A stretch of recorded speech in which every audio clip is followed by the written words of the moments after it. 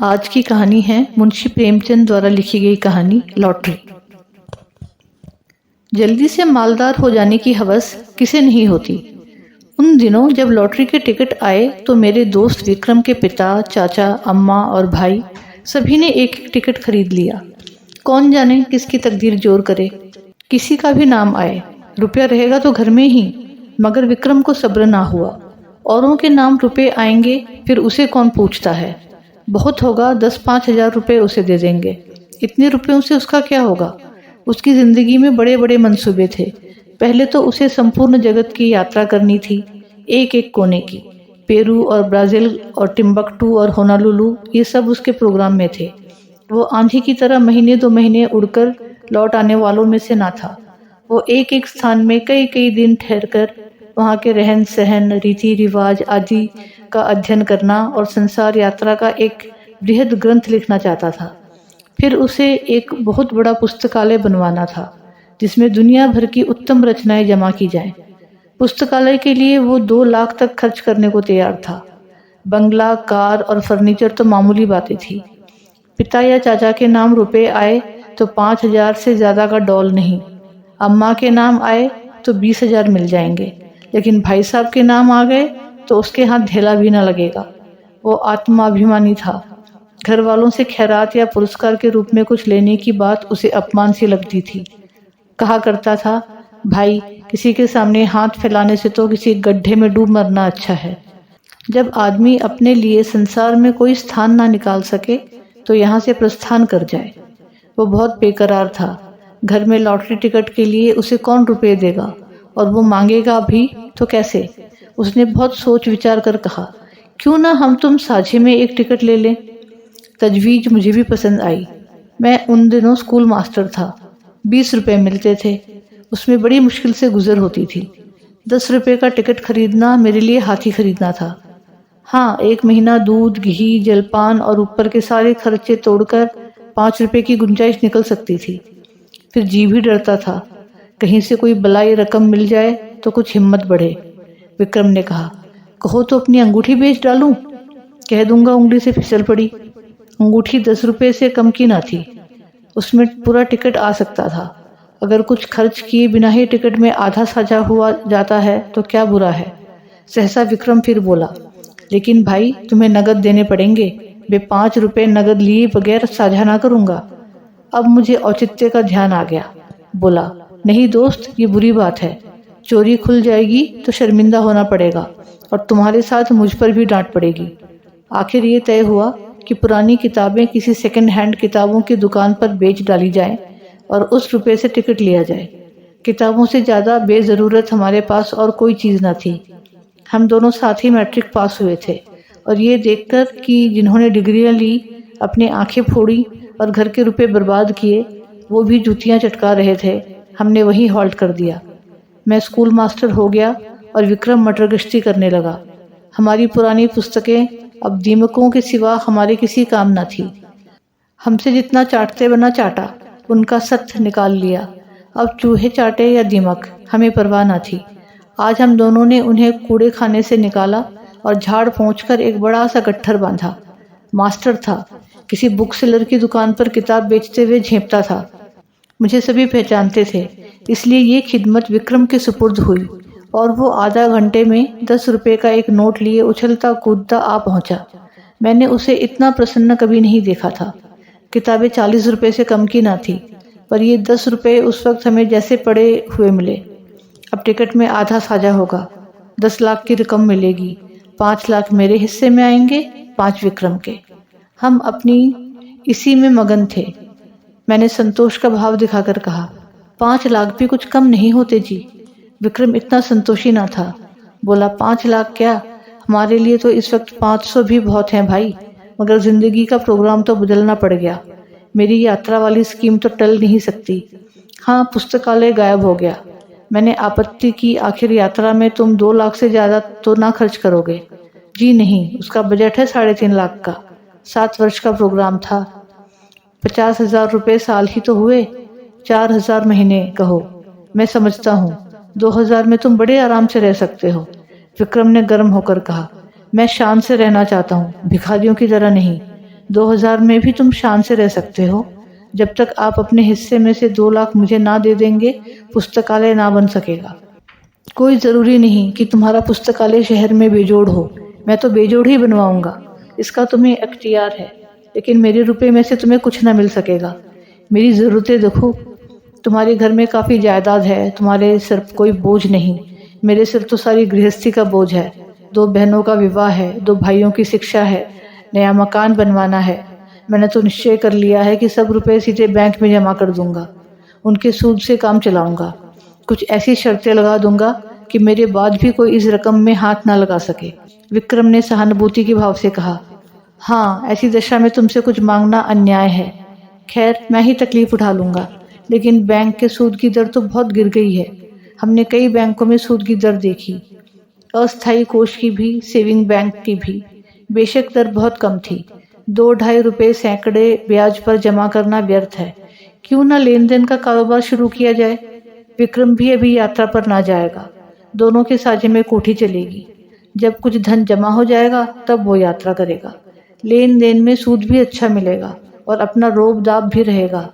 हाँ, जब तक अच्छी जमानत ना हो, किसी को रुपया ना देना चाहिए, चाहे आसामी कितना ही मातवर क्यों ना हो। और जमानत पर रुपए दे ही क्यों, जायदाद रहन लिखवा कर रुपए देंगे, फिर भी कोई खटका ना रहेगा। ये मंजिल भी तय हुई। अब ये प्रश्न उठा कि टिकट पर किसका नाम रहे। विक्रम ने अपना नाम रखने के लिए बड़ा आग्रह किया। अगर उसका नाम ना रहा तो वो टिकट ही ना लेगा। मैंने कोई उपाय ना देखकर मंजूर कर दिया, और बिना किसी लिखा पढ़ी के, जिससे आगे चलकर मुझे बड़ी परेशानी हुई। एक एक करके इंतज़ार के दिन काटने लगे। भोर होते ही हमारी आंखें कैलेंडर पर जाती। मेरा मकान विक्रम के मकान से मिला हुआ था। स्कूल जाने से पहले और स्कूल से आने के बाद हम दोनों साथ बैठकर अपने अपने मंसूबे बांधा करते, और इस तरह साएं साएं की कोई सुन ना ले। हम अपने टिकट खरीदने का रहस्य छिपाए रखना चाहते थे। ये रहस्य जब सत्य का रूप धारण कर लेगा, उस वक्त लोगों को कितना विस्मय होगा। उस दृश्य का नाटकीय आनंद हम नहीं छोड़ना चाहते थे। एक दिन बातों बातों में विवाह का जिक्र आ गया। विक्रम ने दार्शनिक गंभीरता से कहा, भाई, शादी वादी का जंजाल तो मैं नहीं पालना चाहता। व्यर्थ की चिंता और हाय हाय, पत्नी की नाजबदारी में ही बहुत से रुपए उड़ जाएंगे। मैंने इसका विरोध किया। हाँ, ये तो है, ठीक है, लेकिन जब तक जीवन के सुख दुख का कोई साथी ना हो, जीवन का आनंद ही क्या। मैं तो विवाहित जीवन से इतना विरक्त नहीं हूँ। हाँ, साथी ऐसा चाहता हूँ जो अंत तक साथ रहे, और ऐसा साथ ही पत्नी के सिवा दूसरा नहीं हो सकता। विक्रम जरूरत से ज्यादा तुनक मिजाजी से बोला। खैर, अपना अपना दृष्टिकोण है। आपको बीवी मुबारक, और कुत्तों की तरह उसके पीछे पीछे चलना और बच्चों को संसार की सबसे बड़ी विभूति और ईश्वर की सबसे बड़ी दया समझना मुबारक। बंदा तो आज़ाद रहेगा, अपने मज़े से चाहा और जब चाहा उड़ गए, और जब चाहा घर आ गए। ये नहीं कि हर वक्त एक चौकीदार आपके सर पर सवार हो। जरा सी देर हुई घर आने में और फौरन जवाब तलब हुआ, कहाँ थे अब तक। आप कहीं बाहर निकले और फौरन सवाल हुआ, कहाँ जाते हो। और जो कहीं दुर्भाग्य से पत्नी जी भी साथ हो गई, तब तो डूब मरने के सिवा आपके लिए कोई मार्ग ही नहीं रह जाता। ना भैया, मुझे आपसे जरा भी सहानुभूति नहीं। बच्चे को ज़रा सा जुकाम हुआ और आप बेतहाशा दौड़े चले जा रहे हैं होम्योपैथिक डॉक्टर के पास। ज़रा उम्र खिसकी और लौंडे मनाने लगे कि कब आप प्रस्थान करें, और वो गुलछर्रे उड़ाए। मौका मिला तो आपको जहर खिला दिया और मशहूर किया कि आपको कॉलरा हो गया है। मैं इस जंजाल में नहीं पड़ता। कुंती आ गई। वो विक्रम की छोटी बहन थी, कोई 11 साल की, छठे में पढ़ती थी और बराबर फेल होती थी। बड़ी चिबिल्ली, बड़ी शौक। इतने धमाके से द्वार खोला कि हम दोनों चौंक कर उठ खड़े हुए। विक्रम ने बिगड़ कर कहा, तू बड़ी शैतान है कुंती, किसने तुझे बुलाया यहाँ। कुंती ने खुफिया पुलिस की तरह कमरे में नजर दौड़ाकर कहा, तुम लोग हरदम यहाँ किवाड़ बंद किए बैठे क्या बातें किया करते हो। जब देखो यहीं बैठे हो, ना कहीं घूमने जाते हो, ना तमाशा देखने। कोई जादू मंत्र जगाते होंगे। विक्रम ने उसकी गर्दन पकड़कर हिलाते हुए कहा, हाँ, एक मंत्र जगा रहे हैं जिसमें तुझे ऐसा दूल्हा मिले जो रोज गिनकर 5000 हंटर जमाए, सड़ासड़। गुंती उसकी पीठ पर बैठकर बोली, मैं ऐसे दूल्हे से ब्याह करूंगी जो मेरे सामने खड़ा पूंछ हिलाता रहेगा। मैं मिठाई के दाने फेंक दूंगी और वो चाटेगा। ज़रा भी ची चपड़ करेगा तो कान गर्म कर दूंगी। अम्मा को लॉटरी के रुपए मिलेंगे तो 50,000 मुझे दे दें, बस चैन करूंगी। मैं दोनों वक्त ठाकुर जी से अम्मा के लिए प्रार्थना करती हूँ। अम्मा कहती हैं कुंवारी लड़कियों की दुआ कभी भी निष्फल नहीं होती। मेरा मन तो कहता है अम्मा को ज़रूर रुपए मिलेंगे। मुझे याद आया, एक बार मैं अपने ननिहाल देहात में गया था तो सूखा पड़ा हुआ था। भादों का महीना आ गया था मगर पानी की बूंद नहीं। सब लोगों ने चंदा करके गांव की सब कुंवारी लड़कियों की दावत की थी और उसके तीसरे ही दिन मूसलाधार वर्षा हुई थी। अवश्य ही कुंवारियों की दुआ में असर होता है। मैंने विक्रम को अर्थपूर्ण आंखों से देखा। विक्रम ने मुझे। आंखों ही में हमने सलाह कर ली और निश्चय भी कर लिया। विक्रम ने कुंती से कहा, अच्छा तुझसे एक बात कहें, किसी से कहोगी तो नहीं? नहीं, तू तो बड़ी अच्छी लड़की है, किसी से ना कहेगी। मैं अब की तुझे खूब पढ़ाऊंगा और पास करा दूंगा। बात यह है कि हम दोनों ने भी लॉटरी का टिकट खरीदा है। हम लोगों के लिए भी ईश्वर से प्रार्थना किया कर, अगर हमें रुपए मिले तो तेरे लिए अच्छे अच्छे गहने बनवा देंगे। सच। कुंती को विश्वास न आया। हमने कसमें खाई, वो नखरे करने लगी। जब हमने उसे सर से पांव तक सोने और हीरे से मढ़ देने की प्रतिज्ञा की तब वो हमारे लिए दुआ करने पर राजी हुई, लेकिन उसके पेट में मानो मिठाई पच सकती थी। वो जरा सी बात न पची, सीधे अंदर भागी और एक क्षण में सारे घर में वो खबर फैल गई। अब जिसे देखिए विक्रम को डांट रहा था। अम्मा भी, चाचा भी, पिता भी, केवल विक्रम की शुभ कामना से या और किसी भाव से कौन जान बैठे बैठे तुम्हें हिमाकत की सूझती है। रुपए लेकर पानी में फेंक दिए। घर में इतने आदमियों ने तो टिकट लिया ही था, तुम्हें लेने की क्या जरूरत थी? क्या तुम्हें उसमें से कुछ ना मिलते? और तुम भी मास्टर साहब बिल्कुल घोंगा हो। लड़के को अच्छी बात क्या सिखाओगे, उसे और चौपट किए डालते हो। विक्रम तो लाडला बेटा था, उसे और क्या कहते। कहीं रूठ कर 1-2 जून खाना ना खाए तो आफत ही आ जाए। मुझ पर सारा गुस्सा उतरा। इसकी सोहबत में लड़का बिगड़ा जाता है, पर उपदेश कुशल बेहतर वाली कहावत मेरी आंखों के सामने थी। मुझे मेरे बचपन की एक घटना याद आई। होली का दिन था। शराब की एक बोतल मंगवाई गई थी। मेरे मामू साहब उन दिनों आए हुए थे। मैंने चुपके से कोठरी में जाकर गिलास में एक घूंट शराब डाली और पी गया।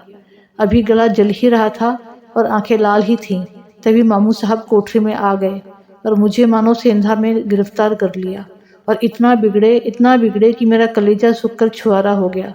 अम्मा ने भी डांटा, पिताजी ने भी डांटा। मुझे आंसुओं से उनकी क्रोधाग्नि शांत करनी पड़ी और दोपहर ही को मामू साहब नशे में पागल होकर गाने लगे। फिर रोए, फिर अम्मा को गालियां दी। दादा के मना करने पर भी मारने दौड़े और आखिर में कह करके जमीन पर बेसुध पड़े नजर आए। विक्रम के पिता बड़े ठाकुर साहब और ताऊ छोटे ठाकुर साहब दोनों जड़वादी थे, पूजा पाठ की हंसी उड़ाने वाले, पूरे नास्तिक।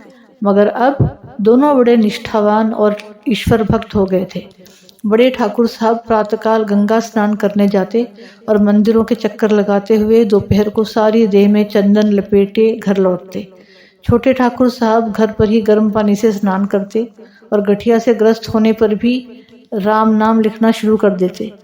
धूप निकल आने पर पार्क की ओर निकल जाते और चींटियों को आटा खिलाते। शाम होते ही दोनों भाई अपने ठाकुर द्वारे में जा बैठते और आधी रात तक भागवत की कथा तन्मय होकर सुनते। विक्रम के बड़े भाई प्रकाश को साधु महात्माओं पर अधिक विश्वास था। वो मठों और साधुओं के अखाड़ों तथा कुटियों की खाक छानते और माताजी को तो भोर से आधी रात तक स्नान, पूजा और व्रत के सिवा दूसरा काम कोई ना था। इस उम्र में भी उन्हें श्रृंगार का शौक था, पर आजकल पूरी तपस्विनी बनी हुई थी। लोग नाहक लालसा को बुरा कहते हैं। मैं तो समझता हूँ हम में जो ये भक्ति, निष्ठा और धर्म प्रेम है वो केवल हमारी लालसा, हमारी हवस के कारण। हमारा धर्म हमारे स्वार्थ के बल पर टिका हुआ है। हवस मनुष्य के मन और बुद्धि का इतना संस्कार कर देती है, ये मेरे लिए एक बिल्कुल नया अनुभव था। हम दोनों भी ज्योतिषियों और पंडितों से प्रश्न करके अपने को कभी दुखी कर लिया करते थे। ज्यों-ज्यों लॉटरी का दिवस समीप आता जाता था, हमारे चित्त की शांति उड़ती जाती थी। हमेशा उसी ओर मन टंगा रहता। मुझे आप ही आप अकारण संदेह होने लगा कि कहीं विक्रम मुझे हिस्सा देने से इनकार कर दे तो मैं क्या करूँगा। साफ इनकार कर जाए कि तुमने टिकट में साझा किया ही नहीं, ना कोई तहरीर है, ना कोई दूसरा सबूत। सब कुछ विक्रम की नीयत पर है। उसकी नीयत जरा भी डावाडोल हुई कि काम तमाम। कहीं फरियाद तक ना कर सकता। मुंह तक नहीं खोल सकता। अब अगर कुछ कहूँ भी तो कुछ लाभ नहीं। अगर उसकी नीयत में फितूर आ गया है तब तो वो अभी से इनकार कर देगा। अगर नहीं आया है तो इस संदेह से उसे मर्मांतक वेदना होगी। आदमी ऐसा तो नहीं है, मगर भाई दौलत पाकर ईमान सलामत रखना कठिन है। अभी तो रुपए नहीं मिले हैं। इस वक्त ईमानदार बनने में क्या खर्च होता है। परीक्षा का समय तो अब आएगा जब 10 लाख रुपए हाथ में आएंगे। मैंने अपने अंतःकरण को टटोला। अगर टिकट मेरे नाम का होता और मुझे 10 लाख मिल जाते तो क्या मैं आधे रुपए बिना कान पूंछ हिलाए विक्रम के हवाले कर देता? कौन कह सकता है, मगर अधिक संभव यही था कि मैं हिले हवाले करता। कहता तुमने मुझे 5 रुपए उधार दिए थे, उसके 10 ले लो, 100 ले लो, और क्या करोगे। मगर नहीं, मुझसे इतनी बदनीयती ना होती। दूसरे दिन हम दोनों अखबार देख रहे थे कि सहसा विक्रम ने कहा, कहीं हमारा टिकट निकल आए तो मुझे अफसोस होगा कि नाहक तुमसे साझा किया। वो सरल भाव से मुस्कुराया, मगर ये थी उसके आत्मा की झलक जिसे वो विनोद की आड़ में छिपाना चाहता था। मैंने चौंक कर कहा, सच?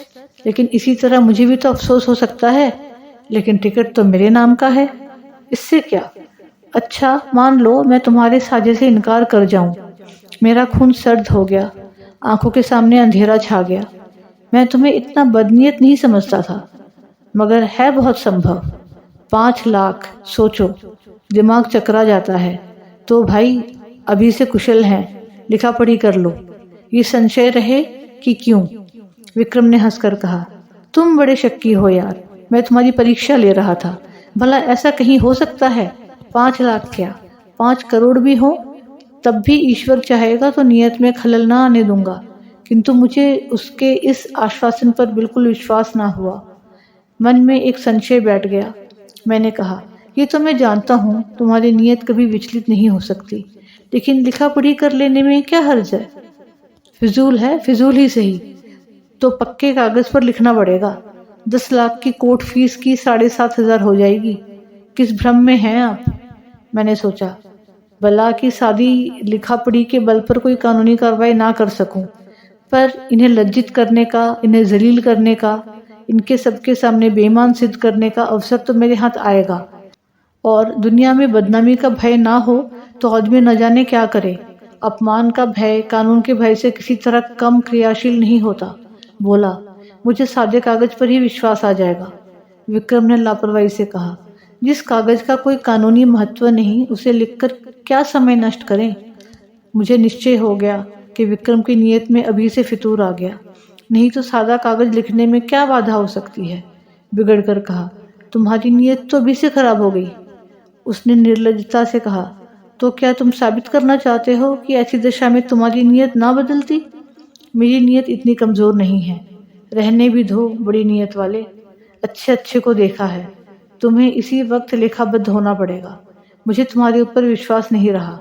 अगर तुम्हें मेरे ऊपर विश्वास नहीं है तो मैं भी नहीं लिखता। तो क्या तुम समझते हो तुम मेरे रुपए हजम कर जाओगे। किसके रुपए और कैसे रुपए। मैं कह देता हूँ विक्रम, हमारी दोस्ती का ही अंत ना हो जाएगा, बल्कि इससे कहीं भयंकर परिणाम होगा। हिंसा की एक ज्वाला सी मेरे अंदर दहक उठी।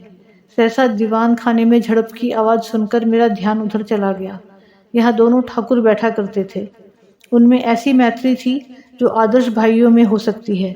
राम और लक्ष्मण में भी इतनी ही रही होगी। झड़प की तो बात ही क्या, मैंने उनमें कभी विवाद होते भी ना सुना था।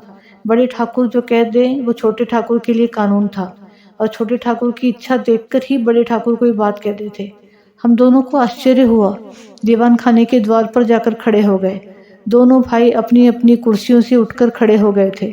एक एक कदम आगे भी बढ़ आए थे। आंखें लाल, मुख विकृत, त्योरियां चढ़ी हुई, मुट्ठियां बंधी हुई। मालूम होता था बस हाथापाई हुई ही जाती है। छोटे ठाकुर ने हमें देखकर पीछे हटते हुए कहा, सम्मिलित परिवार में जो कुछ भी और कहीं से भी और किसी के नाम भी आए वो सबका है बराबर। बड़े ठाकुर ने विक्रम को देखकर एक कदम और आगे बढ़ाया। हरगिज नहीं, अगर मैं कोई जुर्म करूं तो मैं पकड़ा जाऊंगा। सम्मिलित परिवार नहीं, मुझे सजा मिलेगी, सम्मिलित परिवार को नहीं।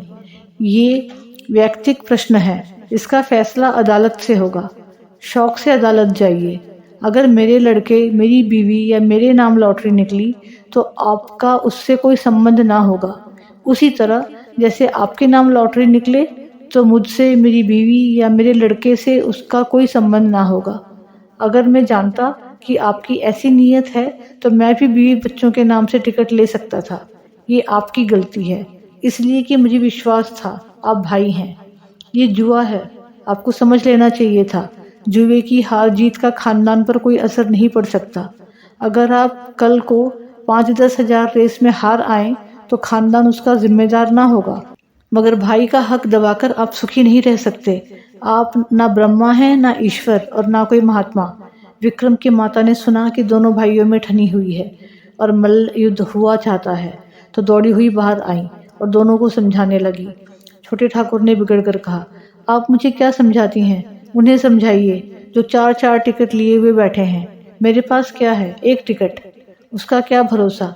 मेरी अपेक्षा जिन्हें रुपए मिलने का 4 गुना चांस है, उनकी नीयत बिगड़ जाए तो लज्जा और दुख की बात है। ठकुराइन ने देवर को दिलासा देते हुए कहा, अच्छा, मेरे रुपए में से आधे तुम्हारे। अब तो खुश हो? बड़े ठाकुर ने बीवी की जुबान पकड़ी। क्यों आधे ले लेंगे? मैं एक ढेला भी ना दूंगा। हम मुरवत और सहृदयता से काम लें, फिर भी उन्हें 5वें हिस्से से ज़्यादा किसी तरह ना मिलेगा। आधे का दावा किस नियम से हो सकता है? ना बौद्धिक, ना धार्मिक, ना नैतिक। छोटे ठाकुर ने खिसिया कर कहा, सारी दुनिया का कानून आप ही तो जानते हैं। 30 साल तक वकालत नहीं की है। ये वकालत निकल जाएगी जब सामने कलकत्ते का बैरिस्टर खड़ा कर दूंगा। बैरिस्टर की ऐसी तैसी, चाहे वो कलकत्ते का हो या लंदन का, मैं आधा लूँगा, उसी तरह जैसे घर की जायदाद में मेरा आधा है। इतने में विक्रम के बड़े भाई साहब सर और हाथ पे पट्टी बांधे लंगड़ाते हुए, कपड़ों पर ताज़ा खून के दाग लगाए, प्रसन्न मुख आकर एक आराम कुर्सी पर गिर पड़े। बड़े ठाकुर ने घबराकर पूछा, ये तुम्हारी क्या हालत है जी? ये चोट कैसे लगी? किसी से मारपीट तो नहीं हो गई? प्रकाश ने कुर्सी पर लेटकर एक बार कराहा, फिर मुस्कुराकर बोला, जी कोई बात नहीं, ऐसा कुछ बहुत चोट नहीं लगी। कैसे कहते हो चोट नहीं लगी? सारा हाथ और सर सूज गया है, कपड़े खून से तर हैं। ये मामला क्या है?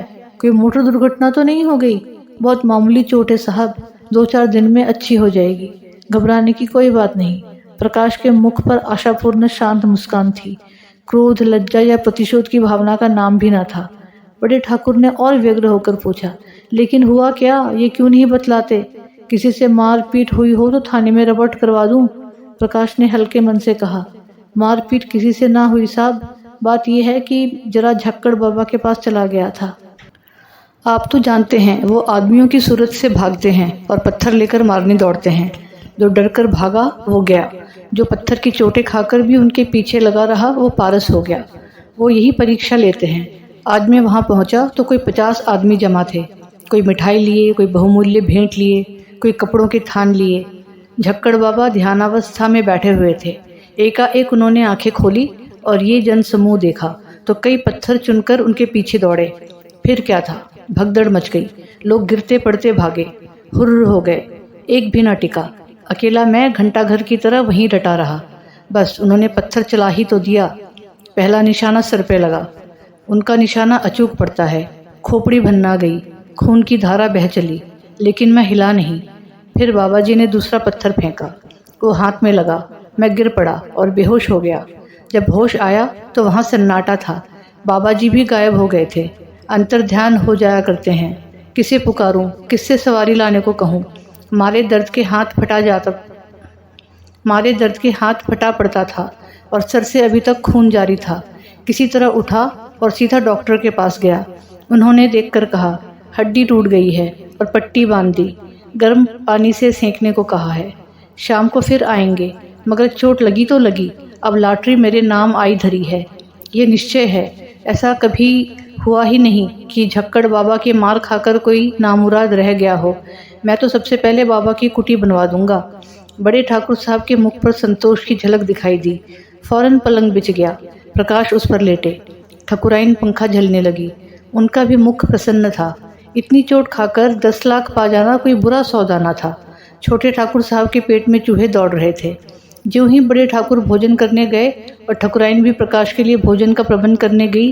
त्यों ही छोटे ठाकुर ने प्रकाश से पूछा, क्या बहुत ज़ोर से पत्थर मारते हैं? ज़ोर से तो क्या मारते होंगे? प्रकाश ने उनका आशय समझकर कहा, अरे साहब, पत्थर नहीं मारते, बम गोले मारते हैं। देव सा तो डील डॉल है और बलवान इतने हैं कि एक घुसे में शेरों का काम तमाम कर देते हैं। कोई ऐसा वैसा आदमी हो तो एक ही पत्थर में टैं हो जाए। कितने ही तो मर गए, मगर आज तक झक्कड़ बाबा पर मुकदमा नहीं चला और 2-4 पत्थर मारकर ही नहीं रह जाते। जब तक आप गिर ना पड़े और बेहोश ना हो जाएं, वो मारते ही जाएंगे। मगर रहस्य यही है कि आप जितनी ज़्यादा चोटें खाएंगे उतने ही अपने उद्देश्य के निकट पहुंचेंगे। प्रकाश ने ऐसे रोएं खड़े कर देने वाला चित्र खींचा कि छोटे ठाकुर साहब थर्रा उठे। पत्थर खाने की हिम्मत ना पड़ी। आखिर भाग्य के निपटारे का दिन आया। जुलाई की 20वीं तारीख, कत्ल की रात। हम प्रातःकाल उठे तो जैसे एक नशा चढ़ा हुआ था, आशा और भय के द्वंद्व का।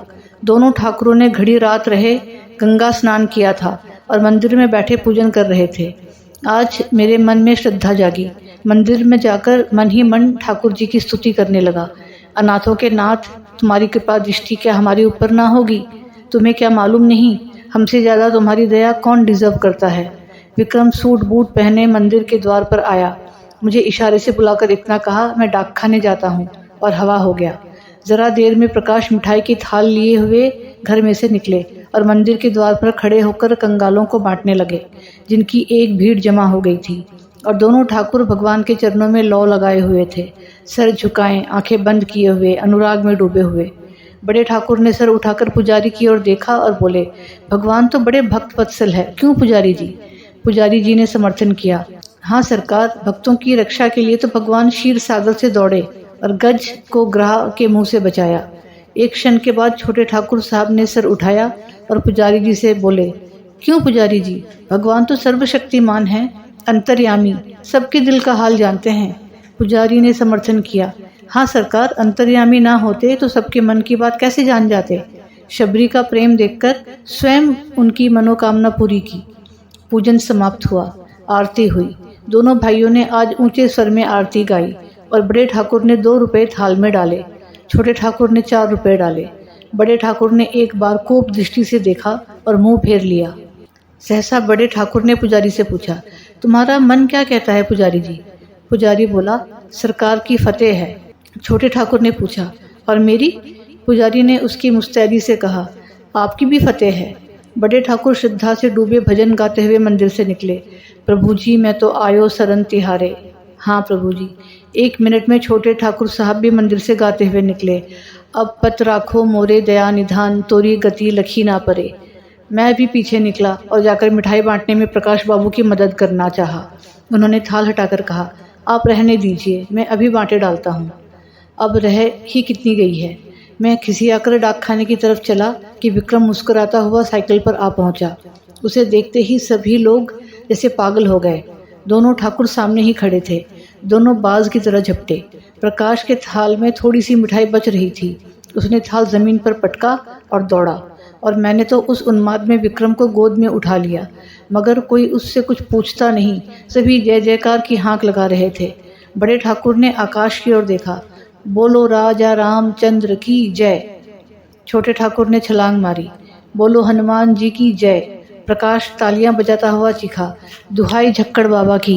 विक्रम ने और जोर से कहा मारा, और फिर अलग खड़ा होकर बोला, जिसका नाम आया है उससे 1 लाख लूँगा।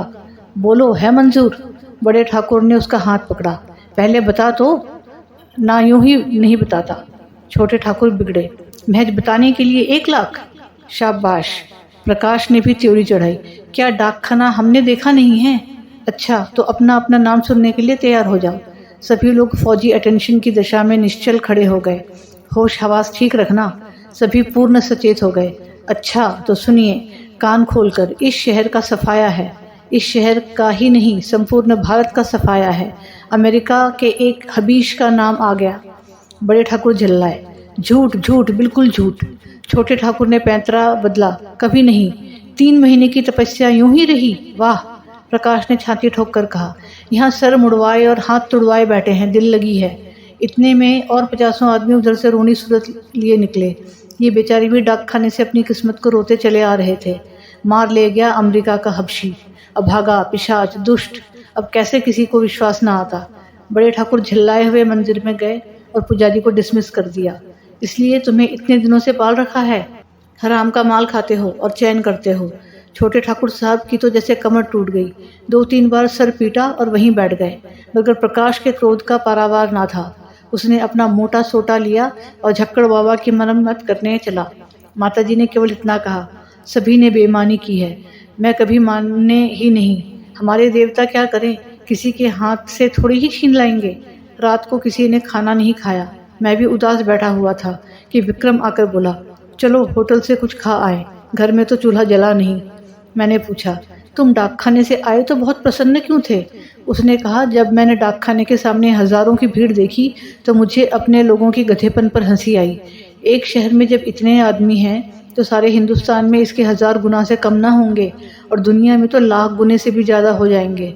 मैंने आशा का जो एक पर्वत सा खड़ा कर रखा था, वो जैसे एक बारगी इतना छोटा हुआ कि राई बन गया, और मुझे हंसी आई। जैसे कोई दानी पुरुष छटाक भर अन्न हाथ में लेकर 1 लाख आदमियों को न्योता दे बैठे, और यहाँ हमारे घर का एक एक आदमी समझ रहा है कि। मैं भी हंसा।